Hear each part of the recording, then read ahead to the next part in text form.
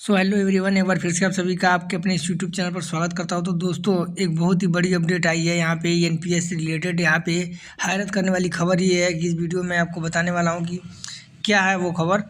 गायब हुआ पुरानी पेंशन के लिए कटने वाला 18.33% का अंशदान।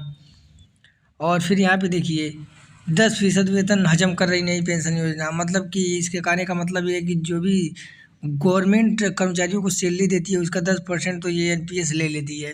फिर आगे देखिए क्या बोला है। नई पेंशन योजना में बाजार के उतार चढ़ाव का जोखिम तो भविष्य में सामने आएगा, जबकि वर्तमान समय का सबसे बड़ा नुकसान यह है कि इस पेंशन ने एक झटके में प्रदेश के लाखों कर्मचारियों और शिक्षकों को मिलने वाला कुल वेतन 10.16% कम कर दिया है। सोमवार को सामने आई नई पेंशन योजना के इस नए तथ्य ने अप्रैल 2005 के बाद भर्ती हुए कर्मचारियों के साथ हड़ताल की तैयारी कर रहे आंदोलन नेताओं को भी हैरत में डाल दिया है। नई पेंशन योजना को लेकर कर्मचारी व शिक्षक विरोध यूं ही नहीं है। इस प्रणाली में जहां भविष्य में उन्हें मिलने वाली पेंशन अनिश्चित है, वहीं वर्तमान में कुल वेतन भी 10.16% कम हो गया है। कर्मचारी, शिक्षक व अधिकारी पुरानी पेंशन बहाली मंच के संयोजक हरिकिशोर तिवारी ने बताया कि पुरानी पेंशन योजना में कर्मचारियों के वेतन में 18.33% की कटौती कर इसे पेंशन खाते में भेजा जाता था और कर्मचारियों के हाथ में 81.67% रकम आती थी। इसी में से जीपीएफ व अन्य मदों की कटौती होती थी। कर्मचारी इसी 81.67% को अपना पूरा वेतन मानते थे, जबकि 18.33% की कटौती का लाभ उन्हें सेवानिवृत्ति के बाद पेंशन के तौर पर मिलता था। अप्रैल 2005 में नई पेंशन योजना आई तो एक झटके में 18.33% की वह रकम गायब हो गई।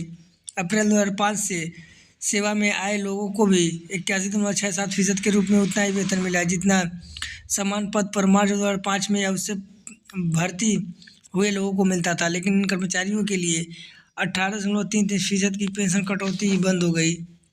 नई पेंशन योजना में शामिल कर्मचारियों के साथ पहला छलावा यह हुआ कि 10% कर्मचारी अंशदान के तौर पर सरकार ने 81.67% रकम से ही कटौती शुरू कर दी। इससे नई पेंशन योजना में शामिल कर्मचारियों के हाथ आने वाला वेतन करीब 8.17% कम होकर 73.5% रह गया, जबकि पुरानी पेंशन योजना में कार्मिकों को 81.67% वेतन मिलता रहा। दूसरा छलावा यह हुआ कि सरकार ने 8.17% के कर्मचारी अंशदान के साथ अपनी तरफ से भी यानी 8.17% जमा करने का दावा किया, जबकि दोनों अंशदान जोड़कर हुए 16.34 को कर्मचारियों के हाथ में आने वाले 73.5% वेतन में जोड़ने के बाद ये कुल रकम 89.84% तक ही पहुंची। यानी सरकार इसे अपना अंशदान बता रही है, वह वास्तव में कर्मचारियों की जेब से ही जा रहा है, जबकि 10.16% वेतन सीधे तौर पर कम हो गया। तो दोस्तों, यहाँ पे आप लोग देख सकते हो कि कर्मचारियों के साथ कितना बड़ा यहाँ पे खिलवाड़ किया जा रहा है कि मतलब गवर्नमेंट कह रही कि आपका वेतन में इतना हम लोग अलग से जोड़ के देंगे, ये करेंगे, लेकिन यहाँ पे गवर्नमेंट उन्हीं का पैसा काट रही है और फिर उन्हीं को वापस कर रही है। तो ये बिल्कुल ही गलत है। फिर यहाँ पे देखिए केस 1 और केस 2 में क्या नुकसान इन लोगों को हुआ है लिखा है अभी ये नुकसान। और केस 1 में क्या कहा है। वर्ष 2005 के बाद नियमित हुए नलकूप विभाग के कर्मचारी शीतला बक्स जब 31 जुलाई 2017 को रिटायर हुए तो उन्हें अंतिम वेतन 36,500 रुपये मिला था, लेकिन पहली पेंशन के तौर पर केवल 508 रुपये हाथ आए। तो यहाँ पे इनका सैलरी आप देख सकते हो 36,500 था, लेकिन पेंशन के रूप में 508 रुपये मिला। वाह भाई वाह। फिर से केस 2 में देख लेते हैं। सिंचाई विभाग में इसी तरह 2005 के बाद नियमित हुए गंजानंद पांडे जब 31 अगस्त 2017 में सेवानिवृत्त हुए तो उन्हें अंतिम वेतन 50,500 रुपये मिला था, लेकिन पहली पेंशन केवल 2,213 रुपये मिली। तो दोस्तों, यहाँ पे आप लोग देख सकते हो कि जितना एक्चुअली इन लोगों का 50,000 रुपये है, लेकिन इन लोगों को पेंशन मात्र किसी को 500, किसी को 2,000 इस तरह मिल रहा है। तो यहाँ पे अगर पुरानी पेंशन होता तो सोचिए डायरेक्ट यहाँ पे 25,000 तो मिलता, प्लस डीए भी मिलता, मतलब महंगाई भत्ता भी मिलता। तो सोचिए कम से कम उनको सैलरी कम से कम 30,000 के आसपास मिलता, लेकिन यहाँ पे सिर्फ 2,000 देके सरकार उनको चूतिया बना रही है।